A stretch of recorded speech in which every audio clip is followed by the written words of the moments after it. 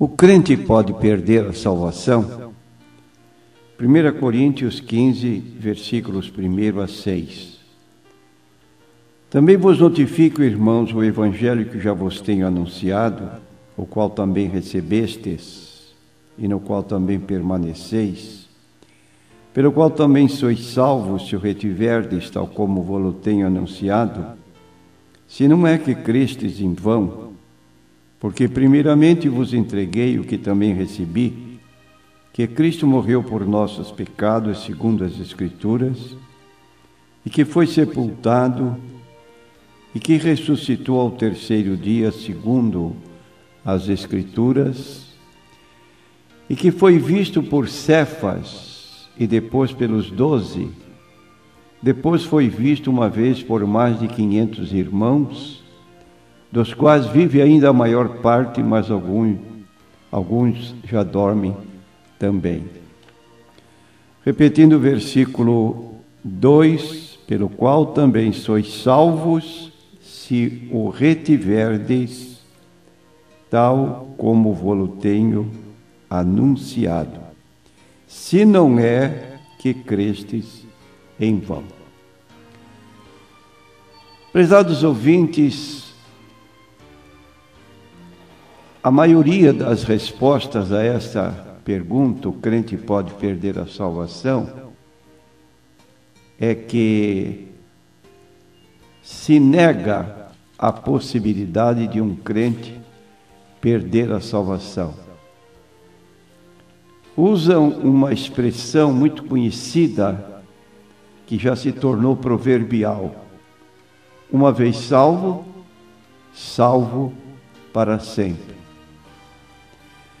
E alguns aceitam a possibilidade de perder a salvação, admitindo que esse crente nunca foi verdadeiramente crente. Então aí são algumas respostas negativas com relação a essa pergunta: o crente pode perder a salvação? Na parte bíblica que nós acabamos de ler, o apóstolo Paulo dá ênfase que o evangelho que recebemos, e ele consubstancia este evangelho nos versículos 3 e 4, porque primeiramente vos entreguei o que também recebi, que Cristo morreu por nossos pecados segundo as Escrituras, e que foi sepultado e que ressuscitou ao terceiro dia, segundo as Escrituras.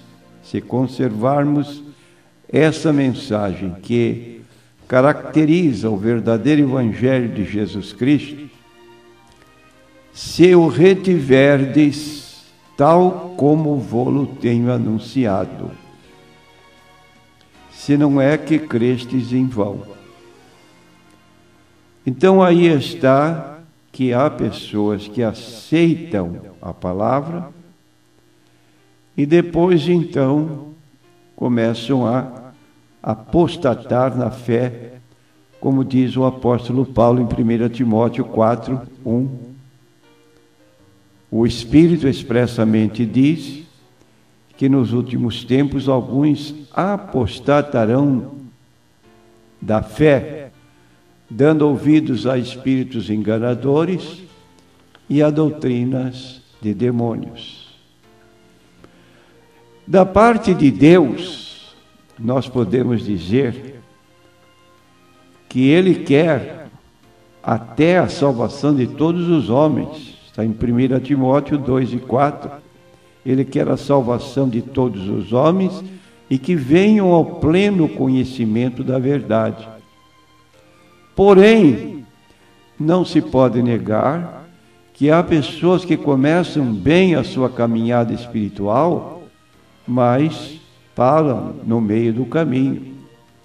Outra expressão que nós encontramos no profeta Ezequiel, capítulo 33, versículo 11, é esta: dize-lhes, vivo eu, diz o Senhor Jeová, que não tenho prazer na morte do ímpio, mas que o ímpio se converta do seu caminho e viva. Convertei-vos dos vossos maus caminhos, pois por que razão morrereis, ó casa de Israel? Então aí está outra afirmação pela qual Deus manifesta seu interesse, sua vontade de salvar todas as pessoas, e ainda lança uma pergunta: por que razão o homem despreza a mensagem do Evangelho? Por que razão morrereis? Assim, a vontade de Deus é uma, mas consideramos que nem sempre o homem quer aceitar essa vontade para a sua salvação. Depois de ressuscitado, Jesus mandou que se pregasse o Evangelho a toda criatura.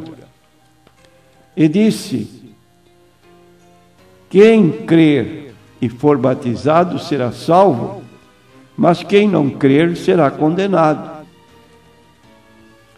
Então o homem tem a opção de escolher e de permanecer firme no conhecimento daquele Evangelho que recebeu e não recuar depois de algum tempo de caminhada. Escrevendo aos Colossenses, no capítulo 1, versículo 21 em diante, nós vamos encontrar de novo o apóstolo Paulo dizendo: a vós também que noutro tempo eres estranhos e inimigos no entendimento pelas vossas obras más, agora contudo vos reconciliou no corpo da sua carne pela morte, para perante ele vos apresentar santos e irrepreensíveis e inculpáveis. Se é um condicional, na verdade, permanecerdes fundados e firmes na fé, e não vos moverdes da esperança do Evangelho que tendes ouvido, o qual foi pregado a toda criatura que há debaixo do céu, e do qual eu, Paulo, estou feito ministro. Então, nesse texto tão bonito que Paulo escreveu, ele coloca uma condicional: se, na verdade, permanecerdes fundados e firmes na fé, e não vos moverdes da esperança do Evangelho que tendes ouvido. E, lamentavelmente, tomamos conhecimento de que há um número muito avultado de pessoas que já estiveram presentes nas igrejas evangélicas, cantaram, se tornaram até obreiros, mas de repente foram atraídos pelo mundo por alguma circunstância adversa e estão fora dos caminhos de Deus. Mais ou menos como um exemplo que se deu no Antigo Testamento, no livro de Êxodo, capítulo 32, versículo 33, quando o povo se rebelou contra Deus, então diz o texto que o Senhor disse a Moisés: aquele que pecar contra mim, a este riscarei do meu livro. Moisés havia intercedido pelo povo, pedindo a Deus que riscasse o seu nome do seu livro. E a resposta de Deus foi no sentido de que aquele que pecasse, sim, a este seria riscado do livro da vida. Em 2 João, versículo 9, diz o escritor bíblico: todo aquele que prevarica e não persevera na doutrina de Cristo não tem Deus. Quem persevera na doutrina de Cristo, esse tem tanto o Pai como o Filho. E no livro do Apocalipse, no final de cada carta, há uma promessa para o vencedor. Por exemplo, no capítulo 3, no versículo 5, nós lemos: o que vencer será vestido de vestes brancas e de maneira nenhuma riscarei o seu nome do livro da vida e confessarei o seu nome diante de meu Pai e diante dos seus anjos. Meu prezado irmão que nos ouve nesta manhã, qual é a sua posição atual diante de Deus? Você tem pensado em se afastar do Senhor Jesus Cristo? Tenha pensado em abandonar a fé, a apostatar depois de tantos anos servindo a Deus? Não faça isso. O texto da palavra de Deus de Apocalipse 2:10 é: sê fiel até a morte, e eu te darei a coroa da vida. E nós então precisamos continuar firmes no caminho do Senhor Jesus, porque quanto à autenticidade da mensagem que pregamos e que apontamos em 1 Coríntios 15, 1-6, esta mensagem ainda não mudou. Repetimos que Evangelho é poder de Deus para a salvação de todo aquele que crê. E é este Evangelho que Jesus mandou pregar a toda criatura. Evangelho que aponta a necessidade do homem de Jesus Cristo, porque Ele veio este mundo com esse propósito de salvar, conforme declarou em Lucas 19:10, o Filho do Homem veio buscar e salvar o que se havia perdido. E para nossa salvação, Jesus morreu por nossos pecados. Na linguagem de Romanos 5:8, Deus prova o seu amor para conosco em que Cristo morreu por nós, sendo nós ainda pecadores. No momento da cruz, Ele carregou em seu corpo os nossos pecados sobre o madeiro, e hoje somos pessoas justificadas diante de Deus. E para nós, como diz o apóstolo Paulo em Romanos 8, versículo 1, nenhuma condenação há para os que estão em Cristo Jesus.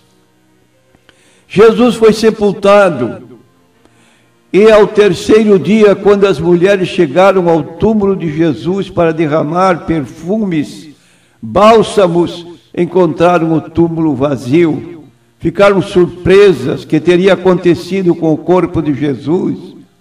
Quando 2 anjos puseram a explicar: esse Jesus não está aqui porque ele ressuscitou, como havia dito. E realmente Jesus, durante a sua vida, disse: deitai este templo por terra e em 3 dias o levantarei. Pensaram os judeus que ele falava do templo de Jerusalém, construído em 46 anos, mas Jesus falava do templo do seu corpo: derribai este templo e em 3 dias o levantarei. Ele ressuscitou vitoriosamente, teve testemunhas oculares desse acontecimento, como é relatado no versículo 6, que ele foi visto por Cefas, foi visto pelos 12, depois foi visto uma vez por mais de 500 irmãos. E disse na ocasião: a maior parte deles ainda vive como testemunhas da ressurreição corporal do Senhor Jesus Cristo. Mantenha-se fiel, mantenha-se firme, sê fiel até a morte, e eu te darei a coroa da vida.